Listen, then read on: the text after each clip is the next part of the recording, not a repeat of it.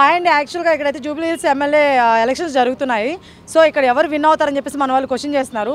కేసీఆర్ టీమా లేకపోతే కాంగ్రెస్ టీమా లేకపోతే బీజేపీ టీమా అని చెప్పి నేను అనుకుంటున్నాను అండి. ఇప్పుడు కాంగ్రెస్ నాయకత్వం జరుగుతుందని చెప్పేసి వాళ్ళే గెలవాలని రూల్ ఏం లేదు. కాకపోతే నవీన్ అన్న ఈజ్ ఎ గుడ్ పర్సన్ అనమాట, చాలా హ్యూమన్ బీయింగ్ అనమాట. తను చాలామంది హెల్ప్ చేస్తారు. ఈ విషయం నేను నిజం చెప్తున్నాను. సో హెల్ప్ చేస్తుంటారు. నేను ఇప్పుడే కాదు, ఆయన స్టార్టింగ్ నుంచి కూడా హెల్ప్ చేస్తూనే ఉన్నారు. సో ఈ విషయం మీరు తెలుసుకోవాలి. సో నేనైతే నవీన్ అన్న గెలవాలని కోరుకుంటున్నాను. సో ఇది కాంగ్రెస్ తరపున కాదు నేను కోరుకునేది, నవీన్ అన్న పర్సనల్గా నేను నవీన్ అన్న కోసం చెప్తున్నాను. నవీన్ అన్న నిజంగా మంచి వ్యక్తి, ఆయన గెలవాలని కోరుకుంటున్నాను. ఆయన చాలా మంచి చేస్తాడండి. అసలు నేను లాస్ట్ మనకి వినాయక చవితి జరిగినప్పుడు కూడా అన్నదానాలు కానీ అవన్నీ ఆయనే తీసుకున్నారనమాట. ఆయనే చేశారనమాట. అంత మంచి వ్యక్తి అనమాట. అలాంటి పర్సన్ ఎప్పుడైనా సరే మనం గెలిపించాలి. నాకు తెలిసినంత వరకు ఇక్కడ చాలామందిని అడిగాను, పబ్లిక్ టాక్ కానీ చాలామందిని అడిగాను. ప్రతి ఒక్కరు కూడా నవీన్ అనే గెలవాలంటున్నారు. సో అక్కడ చూసుకోండి ఎంత మంచిగా ఉన్నారని. రౌడీ అంటే ఒక మాట అండి, ఇప్పుడు రాజశేఖర్ రెడ్డి గారు ఉన్నారు పాతకాలంలో, ఆయన రౌడీ తర్వాత మంచి పనులు చేయలేదా? మంచి పనులే రౌడీజమే అర్థమవుతుందా? ఆయన రౌడీజం ఎందుకు చేయాల్సి వస్తుంది? అవతల రౌడీగా మారినప్పుడు ఈ రౌడీజం చేస్తాడు. అవతల మంచి వాళ్ళు అయితే ఈయన ఎందుకు మంచి రౌడీ అవుతారు? అవరు కదా. ఇది పాయింట్ నోట్ చేసుకోండి. అండ్ నెక్స్ట్ కేసీఆర్ గారి తరపున కేసీఆర్ గారు పెద్దగా విన్ అవ్వాలని కోరుకుంటున్నాను. అర్థమవుతుందా? ఇలా ఎమ్మెల్యేలు ఈ తరపున కాదు, ఆయన నెక్స్ట్ పెద్దగా విన్ అవ్వాలని కోరుకుంటున్నాను. బట్ ఇక్కడ ఎమ్మెల్యే తరపున మాత్రం నవీన్ అనే విన్ అవ్వాలని కోరుకుంటున్నాను. అండ్ బీజేపీ పరంగా వస్తే వీళ్ళందరూ గెలవకపోయినా ఆయన మోడీ గారు చేస్తుంటారు కాబట్టి సో ఆయన్ని పక్కన పెట్టేద్దాం. కాంగ్రెస్ గెలిపించకపోతే రేవంత్ రెడ్డి గారు 200 యూనిట్ల కరెంటు, సన్నబియ్యం అవన్నీ క్యాన్సిల్ చేసేస్తాను. మరి దాని పరిస్థితి ఒకవేళ ఓడిపోతే? యాక్చువల్గా ఇప్పుడు ఓడిపోతే ఆయన ఏదో చేస్తాడనేది అమాయకత్వం మంది. అర్థమవుతుందా? అంత సీన్ ఏం లేదు. అదే అంటున్నానండి. ఇప్పుడు ఆయన సీఎం, అర్థమవుతుందా? ఆయన చేయం కాదు, అటు ఇటు మారిపోవడానికి అటు ఇటు పోవడానికి ఎవరో చంపేస్తున్నారని చెప్పి సీఎం ఆయన. రేపటి రోజున ఇప్పుడు 10 ఇళ్ళకి కరెంట్ కట్ చేస్తే ఆయనకే కదా నేను బ్యాడ్ నేమ్ వస్తుంది. జస్ట్ ఇక్కడ ఎమ్మెల్యేది జరుగుతుంది, జూబ్లీ హిల్స్ మాత్రం జరుగుతుంది, మొత్తం తెలంగాణ మీద జరగట్లా. అర్థమవుతుంది? దానికోసం ఆయన కరెంట్లో ఆపేస్తాడు, ఇంకోటి ఆపేస్తాడు అనేది అమాయకత్వం. అర్థమవుతుంది? అది రాంగ్ అండి. లేదు, ఆయన ఫ్లోలో అట్లా మాట్లాడుంటాడు, జోక్ ఫన్నీగా వేస్తుంటారు, మనం సీరియస్గా తీసుకుంటారు తప్ప అదేం లేదు. అలా కరెంట్లే తీరు. అలాంటి కరెంట్లు తీస్తే నిజంగా ఇప్పుడు ఎవరెవరైతే నాకు మైకులు పెట్టారు నా దగ్గర వాళ్ళందరూ అక్కడ పోయి క్వశ్చన్ చేయండి. మమ్మల్నిగా చేయడం. మీకు దమ్ము ధైర్యాలు ఉంటే మీడియా వాళ్ళకి క్వశ్చన్ చేయాల్సింది రేవంత్ రెడ్డిని, జనాల్ని కాదు. ఎందుకంటే కరెంట్లు పిక్కేది మేం కాదు, కరెంట్లు పెట్టుకునేది మేం కాదు. అర్థమవుతుందా? ఇది మైండ్లో పెట్టుకోవాలి. సో అట్లా అనమాట.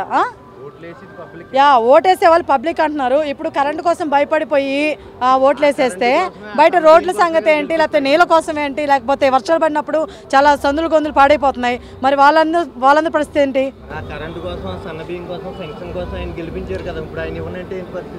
ఇప్పుడు సన్నబియ్యం కోసం కరెంటు కోసం గెలిపించారని చెప్పేసి మీడియా ప్రతినిధి ఒక వ్యక్తి మనతో అంటున్నారు, స్వామి గారు. కానీ వాటి కోసం ఆయన గెలిపించలేదండి. ఇక్కడ బేసిక్గా ఆయన గెలిచింది పల్లెటూర్లలో, ఇది నిజం. విలేజెస్లో మీరు సర్వే చేసుకుంటే ఓకేనా, ఆయన గెలిచింది విలేజెస్లో, ఇక్కడ కాదు. ఆ విషయం అందరూ తెలుసు. ఇంకా తెలియాలనుకుంటే వినాయక చవితి అప్పుడు అక్కడ ట్యాంక్ బండ్ దగ్గర ప్రతి ఒక్కరు కూడా కేసీఆర్ సాంగ్సే ప్లే చేస్తున్నారు. అర్థమవుతుందా? కాంగ్రెస్ పార్టీ కాదు. మళ్ళీ తప్పకెళ్ళొద్దు. ఆయన భయపడేవో లేకపోతే ఇంకోటి అయ్యే పోలీసు వాళ్ళ చేత కూడా ఆఖరికి బాబు ఇక్కడ ట్యాంక్ బండ్ మీద సౌండ్ బంద్ చేయాలన్నారు.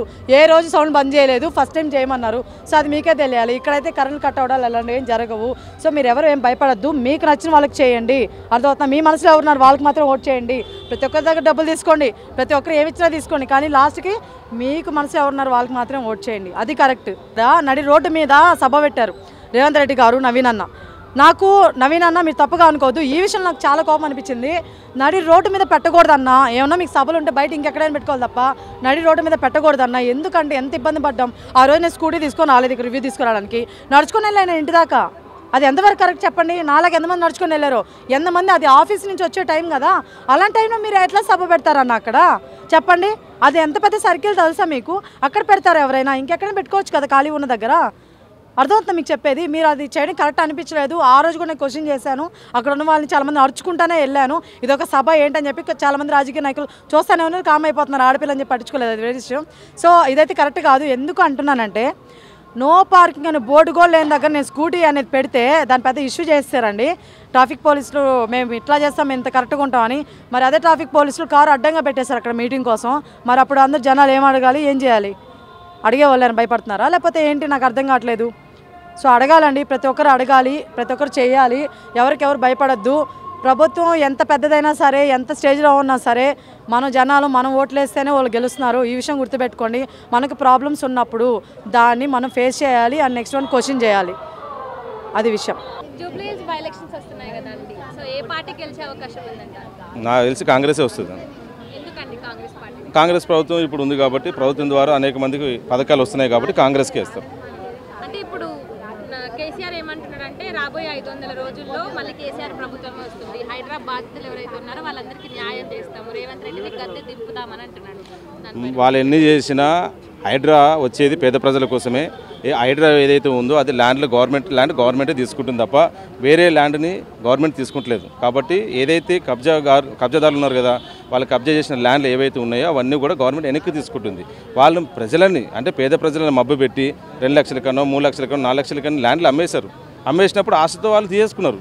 అది మా ప్రజల తప్పు కాదు. ఎక్కడైతే ఎవరైతే దళారులు ఉన్నారో వాళ్ళ తప్పు. అది గవర్నమెంట్ అయితే తన స్థలం తను తీసుకుంటుంది, దాంట్లో తప్పేం లేదుగా. ఎలాంటి ఇన్ఫర్మేషన్ ఇవ్వకుండా రాత్రికి రాత్రులే కూల్చేసిండ్రు హైడ్రా పేదల ఇళ్లను మాత్రం. కానీ పెద్దల విషయాలకు వచ్చేసరికి పలానా నెలలు అని ఇన్ని నెలలు టైం ఇచ్చి వాళ్ళది కూలగొట్టకుండా ఆపించుకున్నారు. హైడ్రా పేదలకు ఒకలాగా, పైసలు ఉన్న వాళ్ళకి ఒకలాగా హైడ్రా ఉంటుందని అంటున్నారు. దానిపైన అంటే హైడ్రా గవర్నమెంట్ సిస్టమ్ అయితే వాళ్ళ సిస్టమ్ ప్రకారంగా వెళ్తున్నారు. దీని విషయంలో అయితే పేద లేకపోతే ధనికుడు అని చెప్పేసి అయితే నేనేం మాట్లాడలేను. కాకపోతే గవర్నమెంట్ ల్యాండ్ ఏదైతే ఉందో అది మాత్రం ఆక్యుపై చేసుకుంటుంది. అది గవర్నమెంట్ సిస్టమ్ కాబట్టి. మరి ఇక్కడ బీఆర్ఎస్ అభ్యర్థి మాగంటి సునీత ఉంది. ఆమె ఆల్రెడీ వాళ్ళ భర్త ఎవరైతే ఉన్నారో ఆయన 3 టైమ్స్ కంటిన్యూగా ఎమ్మెల్యేగా గెలిచారు. ఇప్పుడు అదే సింపతితోన ఈమె కూడా గెలుస్తుంది, ఈమెకే మా మద్దతు అంటూ కొంతమంది అంటున్నారు. దానిపైన ఏమంటారు? సింపతి అనేది ఒకప్పుడు అమ్మ, ఇప్పుడు కాదు. తెలంగాణ ఉద్యమం సింపతి అనేది తెలంగాణ ఉద్యమకారుల నుంచి తీసుకుని అయిపోయింది. అది తెలంగాణ అనేది 10 సంవత్సరాల క్రితమే. ఇంకా తెలంగాణ ఎక్కడికి పోదు, ఎన్నో ఉంటుంది. ఇప్పుడు కావాల్సింది సరైన రాజకీయుడు. ఆ రాజకీయ నాయకుడు ఉంటే ఓటేస్తారు. మరి ఫైనల్ గా జూబ్లీ హిల్స్ ప్రజలు ఎటువైపు ఉన్నారంట? 100% కాంగ్రెస్కి ఓటేస్తారమ్మా. దాంట్లో ఆలోచన చేసిన విషయం లేదు. ఏం చేసినా కూడా ఖచ్చితంగా నవీన్ యాదవ్ అయితే గెలుస్తారు.